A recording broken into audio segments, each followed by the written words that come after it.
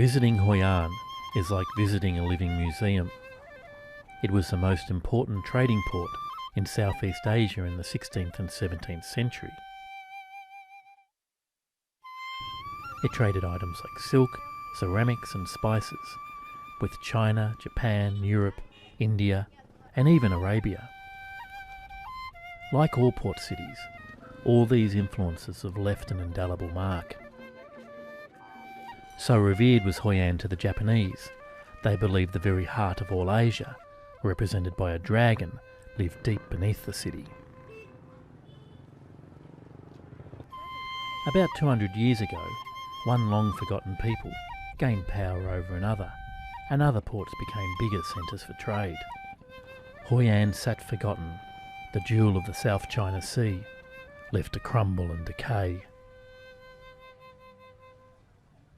Then, over time, visitors came by foot when once they came by sea.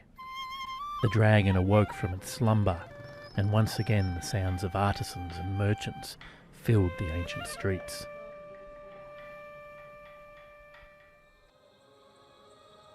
While wandering the old town, early one morning, I came across a group of women performing exercises. Being on the road, and a little out of shape, I asked if I could join in.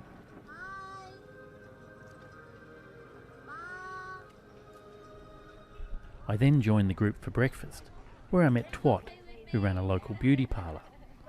I visited Twat's work, where I met Eric, a Swiss sculptor. Given Hoi An's history, I thought Eric would be a good person to interview about the city. The first time when I came to Hoi An 6 years ago, I felt this special energy of the city.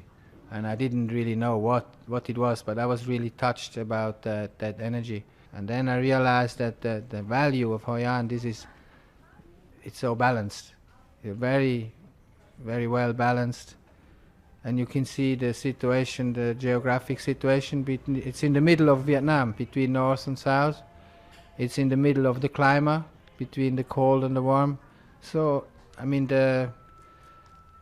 you can feel the situation very balanced, and this is the mentality of the people here that give you, even as a foreigner, all this feeling. I was accepted from the first moment when I start to live here. I need some help. I receive the help. If they have their parties in the family or in the quarter of the town, I'm invited.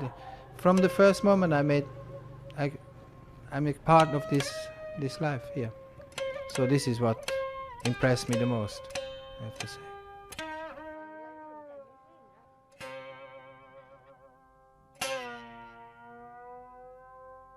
The point of view of handworking, that gives me a very strong therapy feeling. It relaxes me, and to be creative, to look for the right form. This is a therapy of life.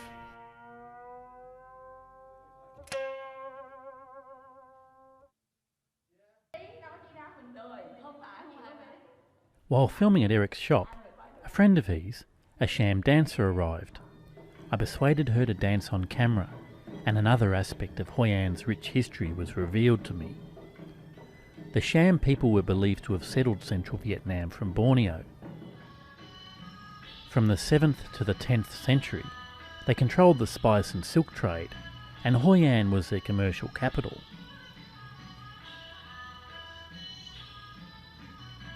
Wow, no wonder this place is a UNESCO World Heritage Site.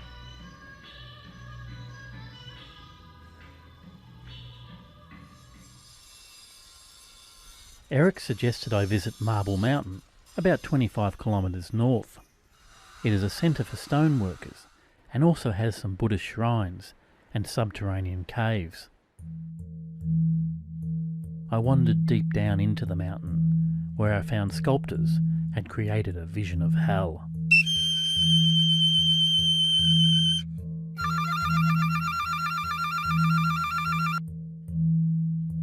Maybe not the best place for a family outing.